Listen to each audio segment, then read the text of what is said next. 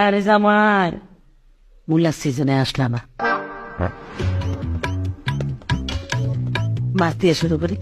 মাছটা কিটা মা মাছ মাছের লগি ডেকে মূলা বলা সিজনও তো আসলাম না, আসলে তোর মাছ রান্না করা লাগতো না।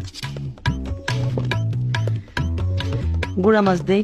গুনা মাছের লগে যে কিটা মা ওমা মূলা, না আরে